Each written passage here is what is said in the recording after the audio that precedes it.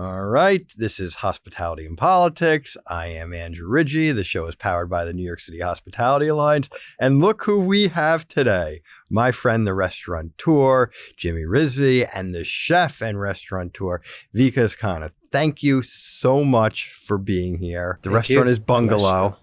I'm very, you can hear in my voice, I'm very, excited because first off, your restaurant Bungalow is just absolutely just amazing and crushing it. And one of the things from my perspective and in my seat, I love when I see restaurants doing really well, but I love it even more when the people behind those restaurants are just such wonderful people.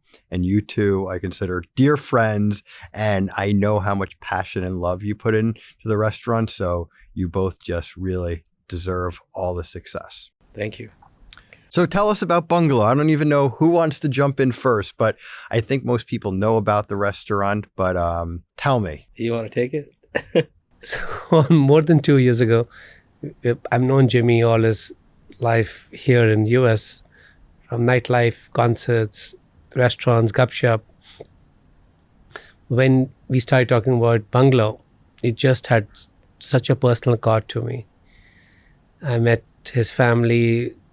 His sister-in-law designed the restaurant, and that is when I felt, oh my God, I've never seen anything like this.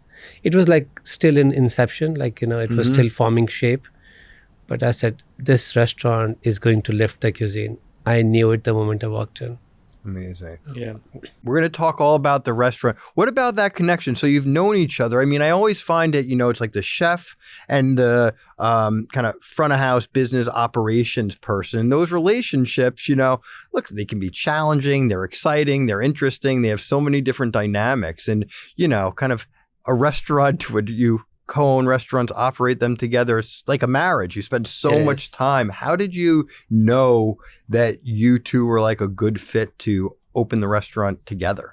I think we talked, and he has seen my struggles and my journey, and so have I.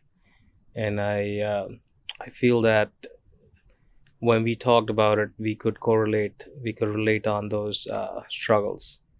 And I think we were looking for somebody like him, and chef was looking for somebody like us we work as a family.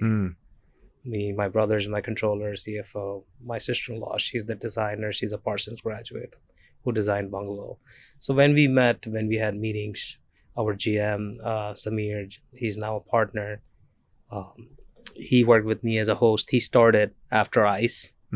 So when we all met, we saw the synergies, we saw common interests, we saw the warmth, and what we needed to do, we intended. We were on the same page right from the get-go. Feel the same, kind of like a family? I mean, family business. There's a strong connection there. I figured out for the restaurant to create magic, it's the coordination between front and the back. Yeah. Nothing else destroys the restaurant faster than that misconduct or disconnect. Yeah. And here we have how much time we spend on the phone, even if you're not meeting, like every day. We spend like hours.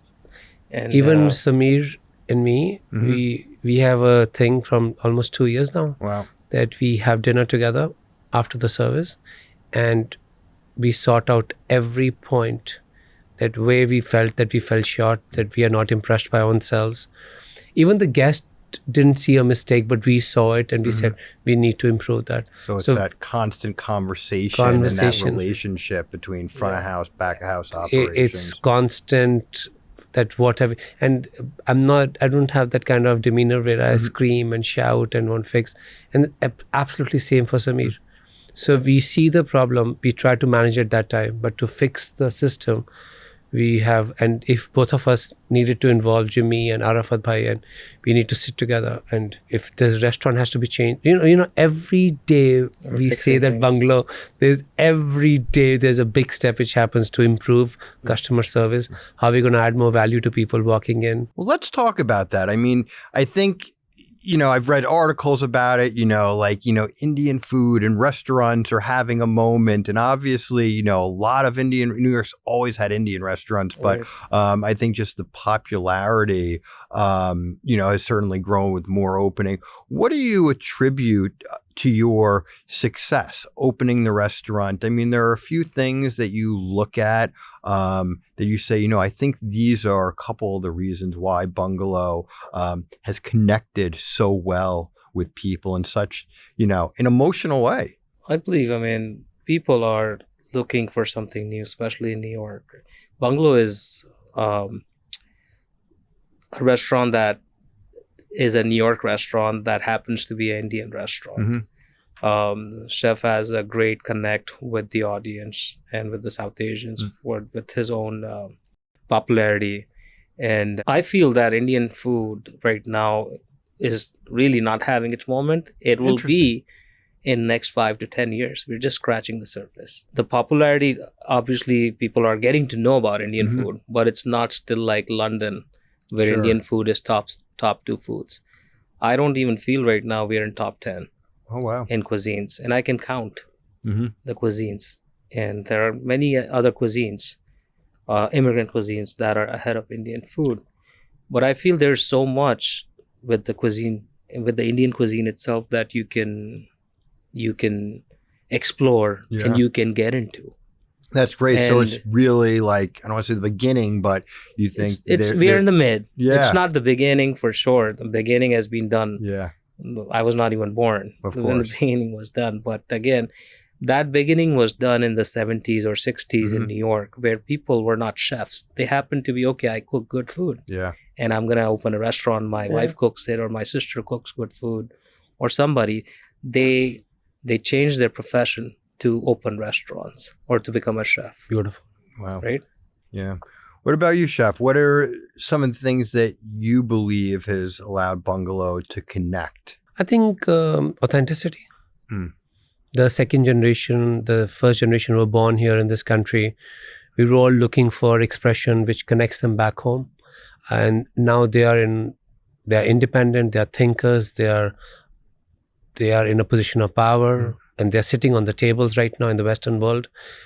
I felt when they saw Bungalow connect to their grandparents, to their parents, to their families back home in India, that this became such a big moment for them to feel the authenticity of almost like coming home, where it doesn't matter, anything else doesn't matter. It's like coming to your grandparents' home. Yeah. Nostalgia was important. Well, I've seen it, the restaurant, it's like multi-generational. We were just talking before about you'll go in and you'll see it, the grandparents, the kids, the moms, the young, the sisters, it's a wonderful audience. And where are most of your guests coming from? I mean, you have so much popularity. Is it? Everywhere.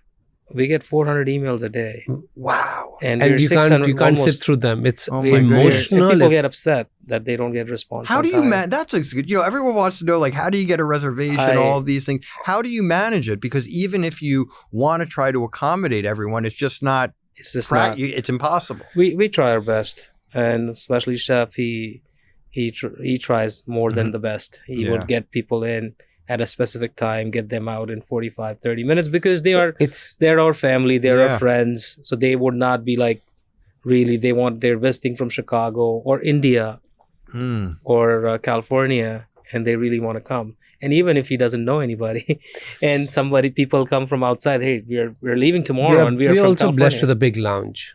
Yeah, I feel that we've used the lounge in the most creative way. We do 300 dinners from day one. Yeah. And we get around 200 to 400 people every single day who just come to meet or who have a special moment right now in the family. Wow. So 300 diners a day. On an average. How many table turns is that? 3. Every table has to be. Wow. Not the big ones, yeah, but the small. So we don't have Zoom calls. We have WhatsApp group calls, and they are not scheduled. Yeah. So every day there is something or the other, and firefights. And do you accept walk-ins, or is it all only at 4:30 if you come and stand in the line outside at the bar?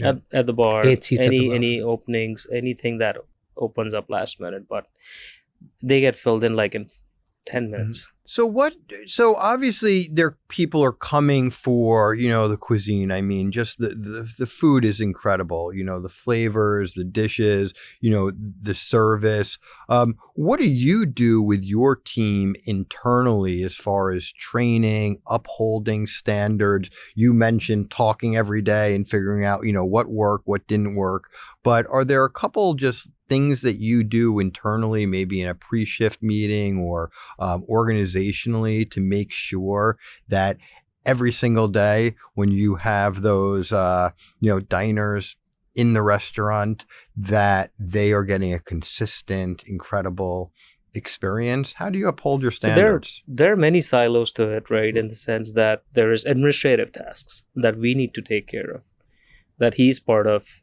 Samir's part of. Then there's business part and the operations part, and then there's the regular service part that is taken care of in every pre-shift, and then there's a after shift between him and Samir, and then morning shifts between me and the main chef Naushad. That what went wrong yesterday, how we have to change this, how everything. I just feel that the coordination I felt that in the restaurant which didn't work, it was always about that little coordination, or the egos interfere too much. People felt that we've already learned everything, we don't need to learn anything more.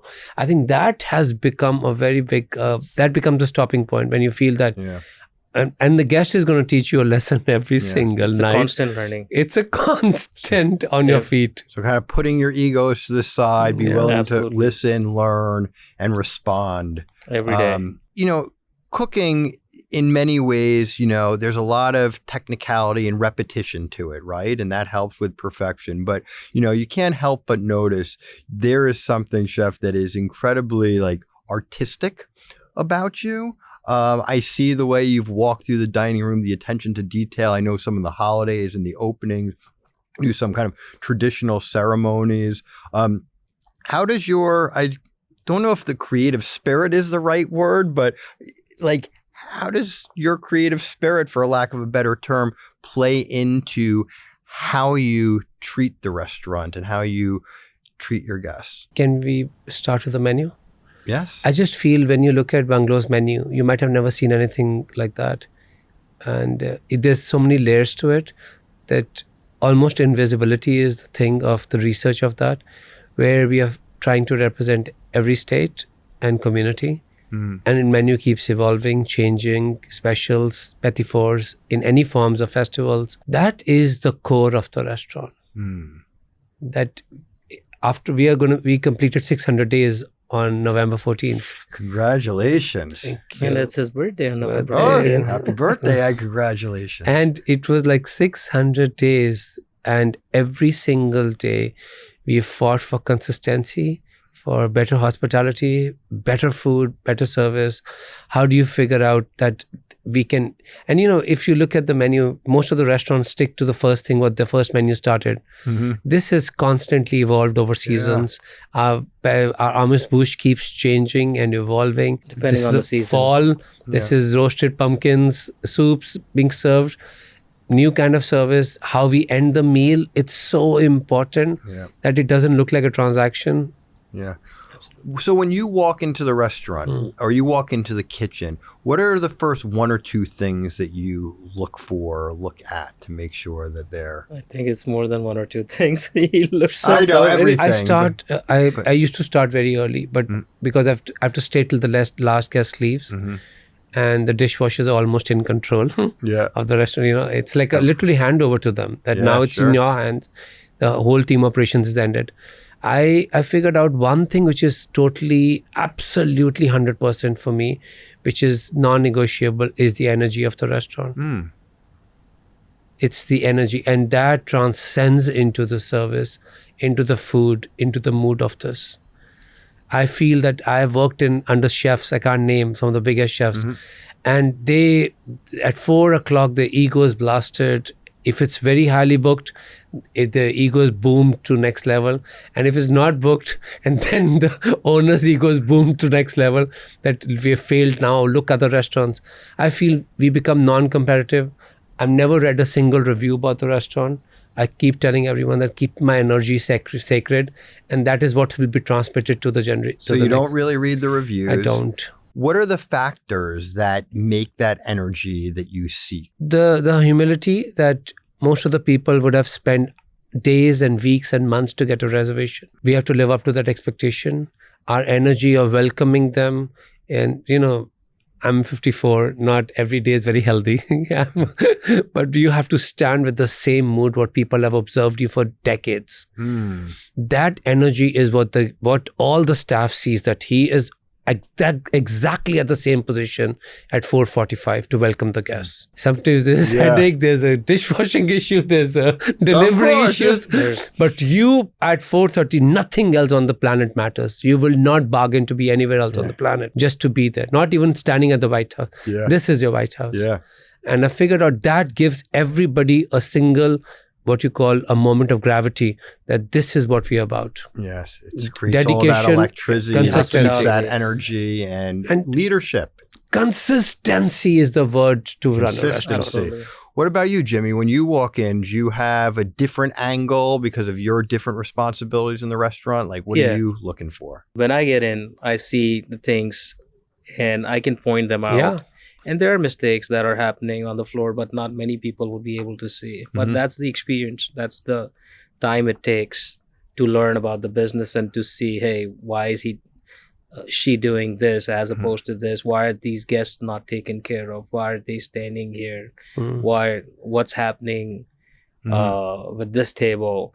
But again, it's a process, and it's always so evolving, and so there are so many moving parts that you cannot be 100%. Sometimes I see with Jimmy is that what benefits I get from it is that I get so used to seeing certain structure, even Samir, that when he sees as from little far, he can tell us that this you can iron out this better. Which has happened many times, and I'm like, oh my God, Samir, we didn't even think about it. That we sometimes what happens, it gets so busy in the lounge that we miscalculate, which has happened. You've mentioned a few times dishwashers. They're very important. They are one of the most important aspect of the restaurant. Parents of the restaurant are dishwasher. I'm telling you. I'm so happy to hear you say that, and it is such a team, because you all are interconnected and all rely on each other. Like you were saying, it's the consistency, and then that relationship between front of house, back of house, not just for the guest experience, but also for the back end operations of the restaurant to work. So do you have any training programs in place for your staff? One of the things we're always talking about in the industry is like, how do you identify good team members? Where are you recruiting people? How are you retaining them? There's obviously so many different restaurants and options for people to work. What kind of training programs or what kind of support programs do you provide to your team and coaching to uphold your standards and make sure that from the dishwasher to all the other positions in between the dishwasher and you, they're bought into this culture? So I'll give you an example. We started the first day, even before opening, we had a guy called Musa. He's from Africa. And I saw the talent.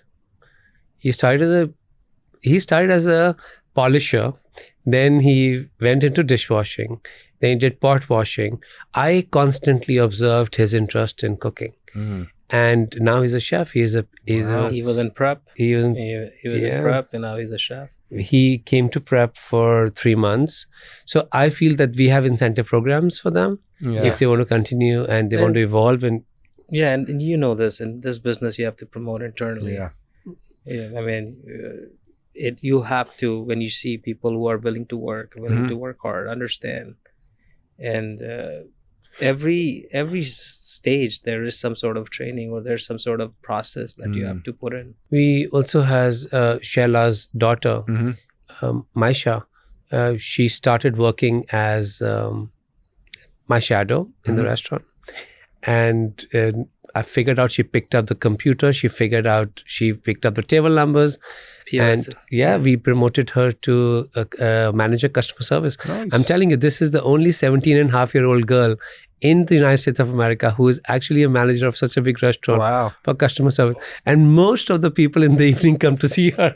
That's yeah, listen, that's one of the great things about this industry. I always say, like, the person that started off in, I don't know, the mailroom of a bank and now this is the CEO of the bank. Like, maybe there's like one of them and they wrote a best-selling book, but, they're not that many. But like the person that started off as, a prep cook, a porter, a dishwasher, and now is the owner, executive chef, general manager. That's like everyone. And I think that's what's so special. And especially when you look at like, the diversity of our industry, it's just people from all walks of life and they come together, they're working together and, tough, high pressure conditions. It's special and it presents, I think, opportunities in restaurants that can't be found elsewhere. Where did you get your start? Like, what's your background? I started with my mom. Okay. And my grandma. We created something out back of our house for catering company. Mm-hmm. And this is in 1990. And then we figured out that I was pretty good in both. Like I could fry the breads. It was only 3 dishes on the menu. But I had no sense of any money. Yeah. That's fine. What is that? Anyone good? This is a restaurant, so it's called, they need something. They need a reservation. No, 130 means drop everything and run to the restaurant. Whatever issues you're dealing with. 130 is the alarm, which is like drop everything. And get there. And also at 1:30, I say that don't carry any weight when you get to the restaurant. Mm-hmm. Don't carry any crowns when you get to the restaurant. Except he's carrying a lot of weight on his city bike. Flowers, 50 pounds, things, groceries, everything. Yeah, you always have beautiful flowers and everything. I mean, it is. It's people come some people, it has a different fan following, what we do. So from both of you, maybe starting with Jimmy, so what kind of advice do you, because I have to imagine people look up to you both, you just have such success and I think you do it in the right way. And, it's inspirational. Yes, people want to go and dine at the restaurant, but I'm sure people, getting into the industry look at you both and they're like, wow, like I want to do that one day. Do you give advice like mentorship? You mentioned the 17-and-a-half-year-old woman who's shadowed you. What kind of advice or mentorship do you give to people I would say never stop learning, especially if you're in hospitality business. And the day you stop learning is when you're going to stop growing. And also, there's so many restaurants and openings and there are so many beautiful restaurants around the world in different cuisines. But I think you're not competing with anybody else, but you're competing with yourself. And you just have to keep going and you just have to keep looking internally and see, hey, what did I do wrong? How can I make this better? And I think that would be the advice, because the moment you start looking at other people and what they are doing and why are you not being there or why you not there, is when you start losing the plot. Yeah. Interesting. I'll say it in Sanskrit, Bhakti Sarva Shakti, which means there's no higher power than devotion. Wow. I've worked with chefs who are so talented, no devotion. Because devotion leads to major learning power, consistency, that constantly you have to develop yourself, constantly. Every guest, every table is going to present you with a new challenge. Every day, backend is going to get the new challenge. And I get some people on training and they're like, this is exhausting. I'm like, we signed up for this. Yeah. If you're not going to enjoy the process of running a restaurant, which is possibly, I think, the second hardest job than running prisons, then you shouldn't be here. It is never going to be, when I'm going to be... I shouldn't be saying it, touch wood, I'll do it before. It's like sometimes at 5:30 I tell Samir, isn't it smooth? And then boom, there's a problem. And then there's something. Samir, wow. First eating 5 o'clock, the restaurant is packed. And 30 minutes, like 30 minutes, we that's our time. We have to be organized. And some days, people are coming late. Weather is not good. The tunnels are closed. There's an event happening on the avenues. And I'm like, Samir, and now we decide we're never going to say that. The moment we say that, it jinx it up. A restaurant is always going to be like that. I felt that I really am so inspired by Torrisi. Just dining there made me feel like I'm a part of his extended family. Wow. It happens very rarely in restaurants. It becomes too transactional. And our biggest effort of making Bungalow feel like home is removing the word transaction from it. Yeah. Somehow to feel that we are celebrating your big milestone, your moment. We understand how hard the reservation is.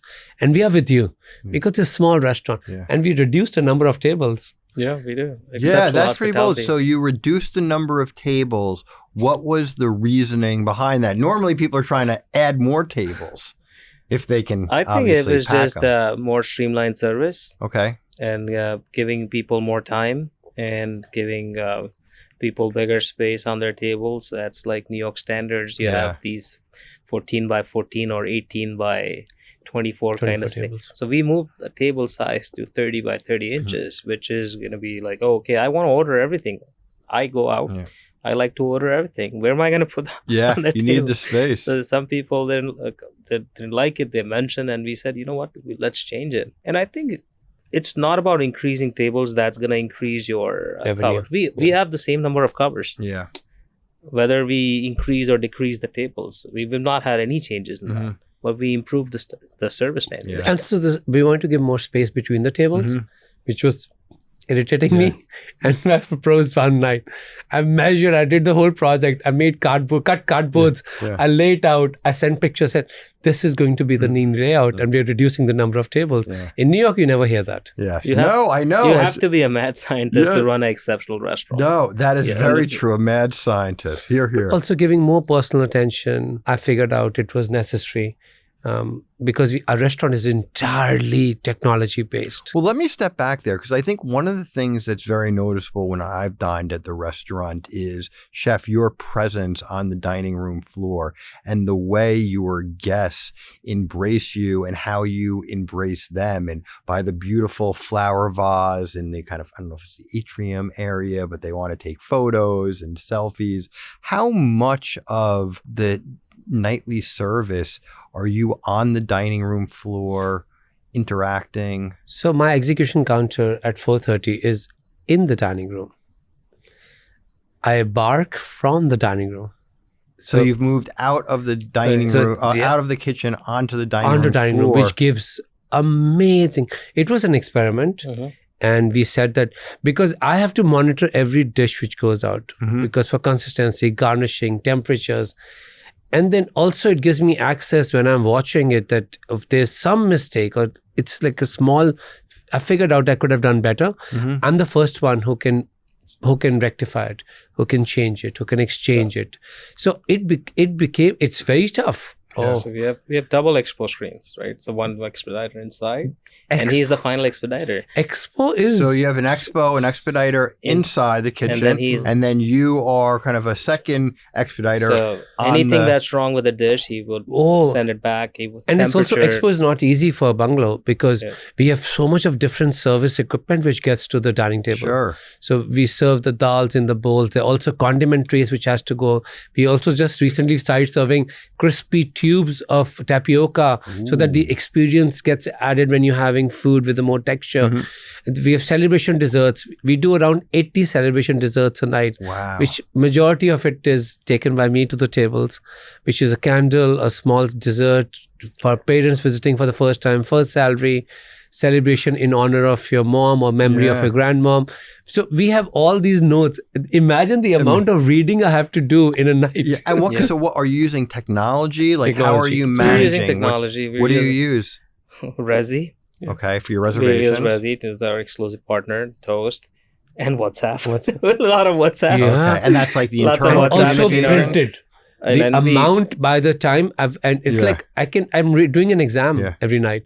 So printed tickets, who's sitting on which table, what are they celebrating, what are the names, how many visits they've done. Chit prints, two chit prints. One goes to him and one goes to the guy who's on the table. I love it. Yeah.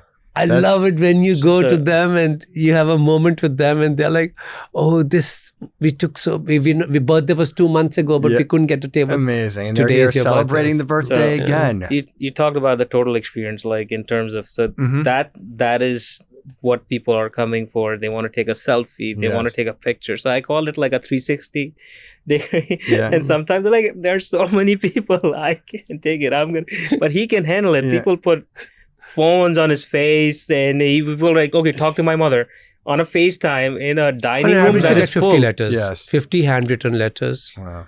But I also get to eat so much of free food. There you go. Most of the guests are bringing food, and they're bringing something for you desserts, to the restaurant. They're like, we want you to try this.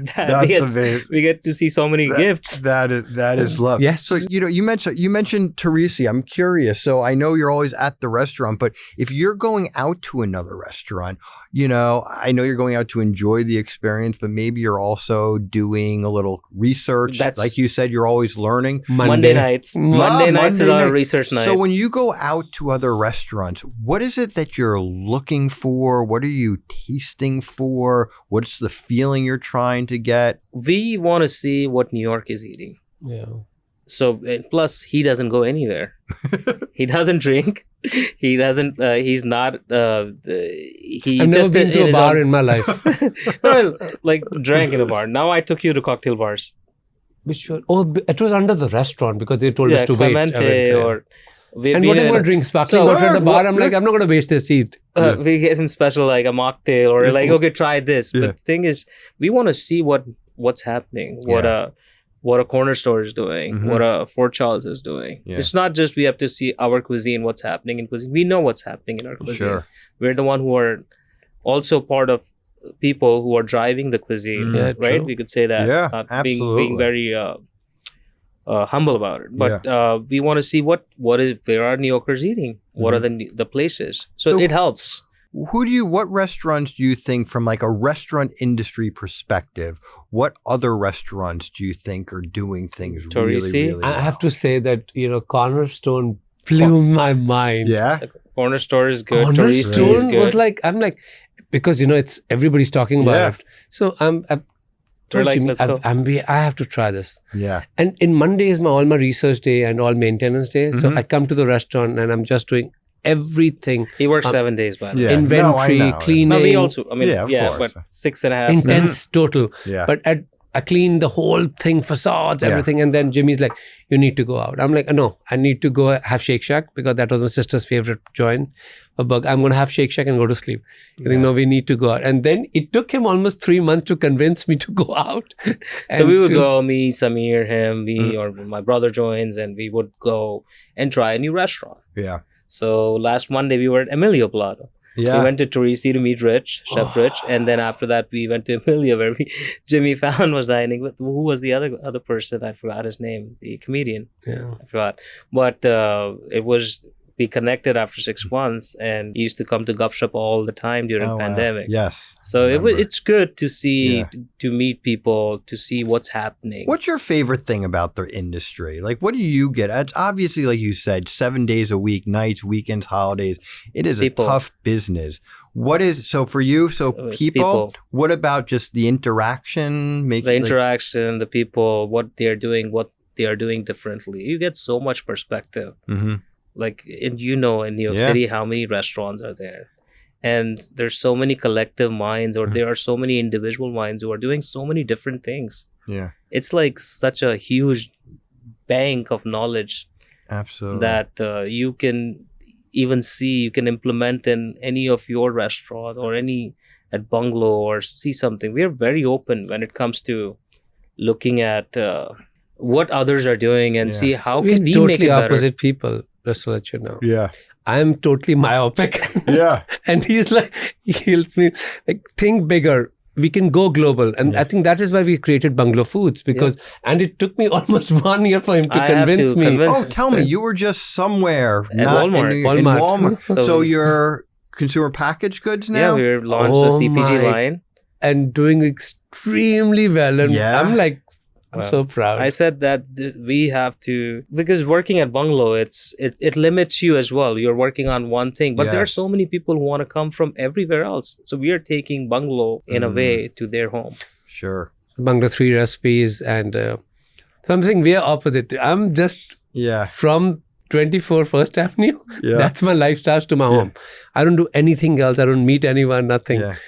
But I also get exhausted. What drives you? I get asked this question every single night by 500 people a night. You do You this have a every good day. answer, or you Do you just have don't know? do you do this every day? I'm like, I do this every day. You have to see, you become sanitized when you're reacting to people in the same way. Almost the similar stories that my grandmother used to watch you. We used to watch you. The whole family, when your show used to come, MasterChef India. Yeah. It's a big culture. But for them, it's the first experience telling you. Yeah. It's important for them. So I think I trained myself. I'm not a very people's person. My sister used to tell me, out of 2 billion South Asians, you are gifted that everybody feels you're part of the family. Wow. That everybody feels that you are sitting in the living room and talking to them and you'll take care of them. Yeah. And she's saying, use this power to create a community. I think that little thing really helped me, motivated me. I think he's very passionate. Yeah. And Yeah, what he does, like you in his have craft. to be. And you have to be passionate Yeah. in your craft. I cried and like think 10 times a night. People have such difficult stories and Yeah. and I have to be careful. And I they can't cry share in it. front of Maisha because, she might not understand, but she gets disturbed. How long were you on MasterChef? 16 India? years. So that's the other thing too. When people see you, both on TV, but then in the restaurant, and they read about you, people really connect with food and restaurants. And like you were saying, all the different generations of people. I feel like that's another one of those beautiful things about restaurants and cuisine, and also the culture. Like they really connect with it.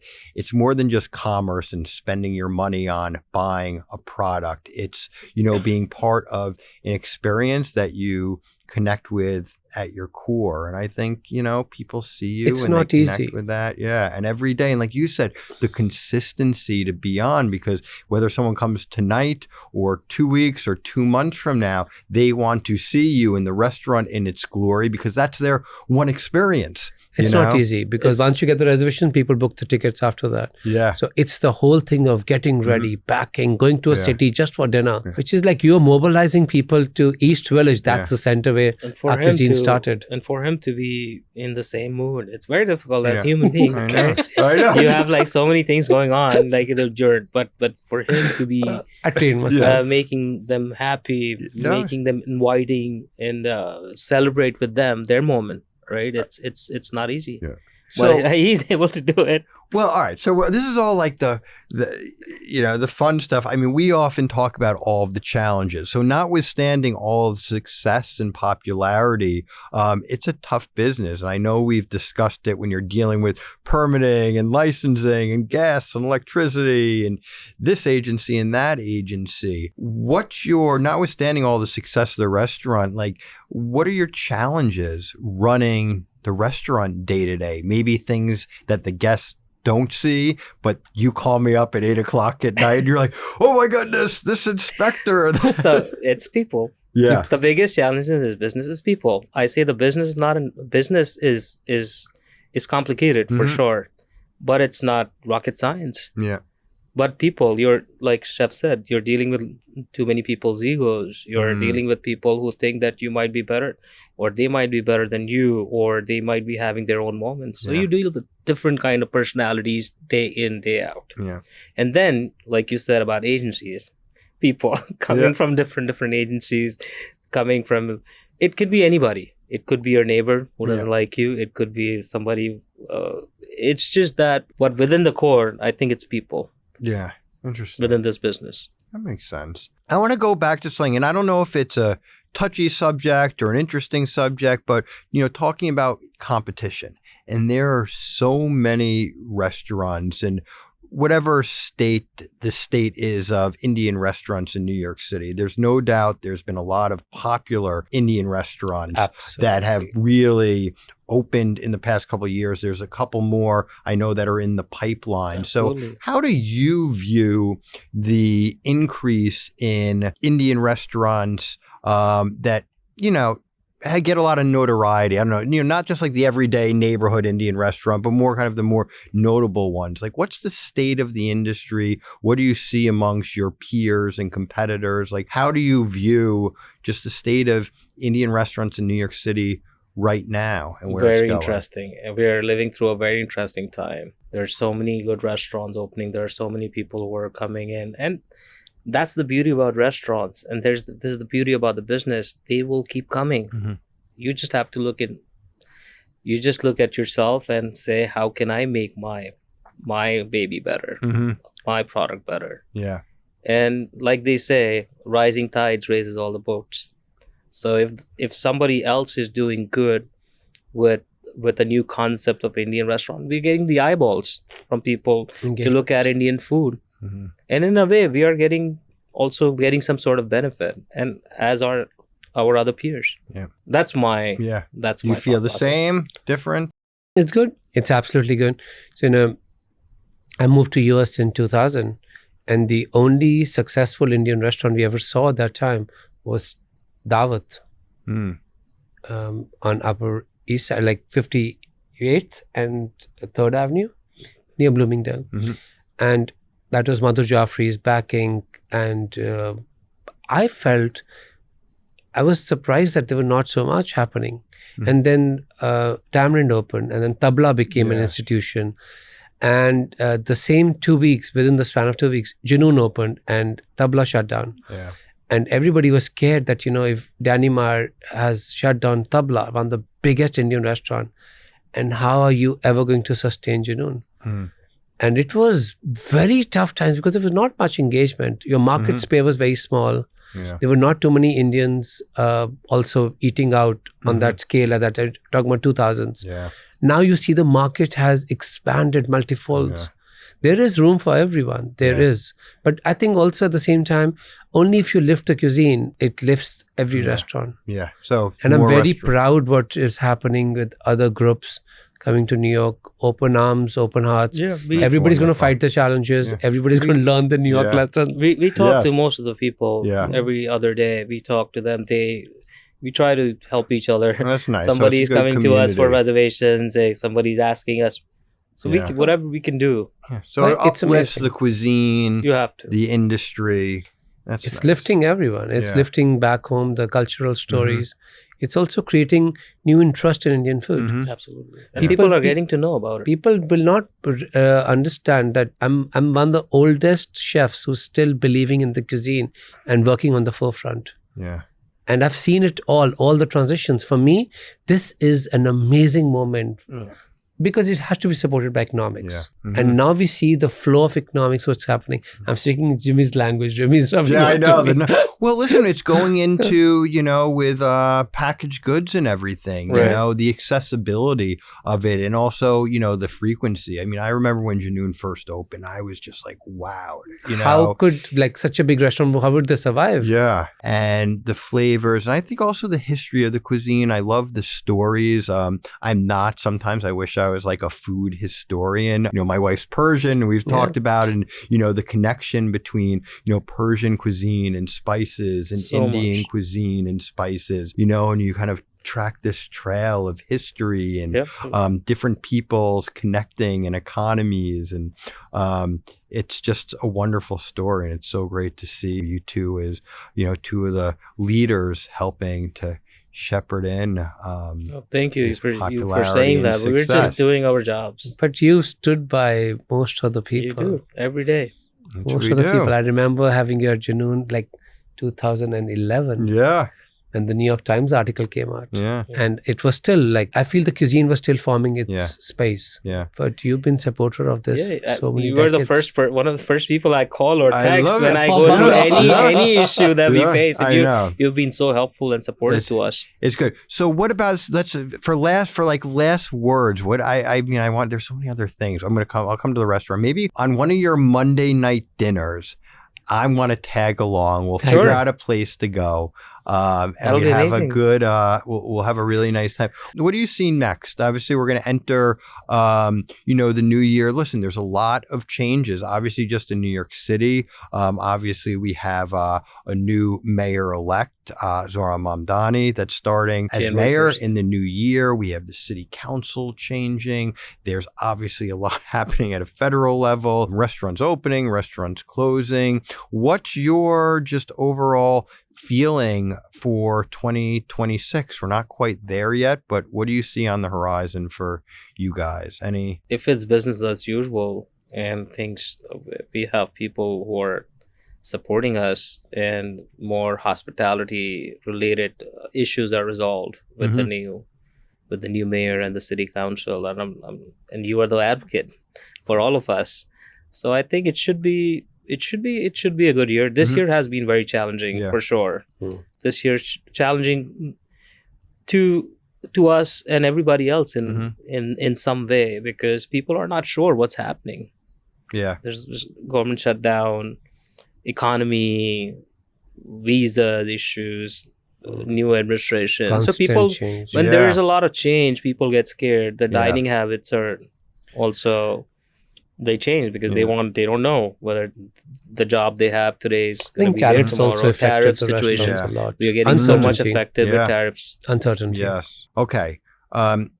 If you're gonna eat something, I feel like this is like the question people always like ask like that. But what's your like favorite thing to eat? Like, do you just have like a go-to, something that's low key when you're like, I just need something to eat? My favorite comfort food in New York is Bosch from Veselka. Because from my home, passing to 2nd Avenue, I'll stop at Veselka by myself.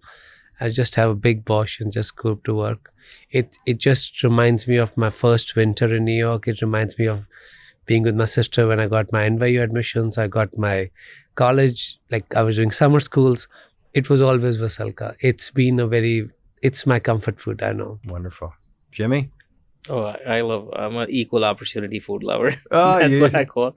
I love a Cat's Deli. I love a Hillstone. I'm a big fan of Hillstone. Yeah. I would go to Han Dynasty. I would go to Soot, Thai, like ordering food all the time. I'm always wanting to try something else. Something new. One. Yeah. I see one 7th Street apartment Burger. about I see one man, I'm like, that's it. I don't know what's wrong with the brain. I'm just like one. Yeah, I'm the one that's what you said. of the picks. Like today, we're gonna be going here. Otherwise, I'll never be 7:30, 8 o'clock. Yeah. He's like, okay, I'll be done at 7, and then either he comes to Gup Shop or we decide to go, and this is where we're gonna eat. And then after this, we're going to this cocktail. Yeah. You need to see the service. You need to see this. The Borscht Veselka. You know, the Mapo tofu at Han Dynasty. Yeah, It's good stuff. and the triple fried fish. That's good too. It's amazing. All right. Thank you. You guys are awesome. I'm so excited for you. Such a you. good conversation. Maybe, so it was 600 days you passed. Maybe On at like 14th. 900 days or something, you'll come back and we'll talk about it more. But we'll do one of the Monday dinners. Thank you for coming on Hospitality and Politics, powered by the New York City Hospitality Alliance, and wishing you all the best. Thank you, Andrew. Thank you so success. much. Thank you, Andrew. All right. We'll talk soon. Thank you.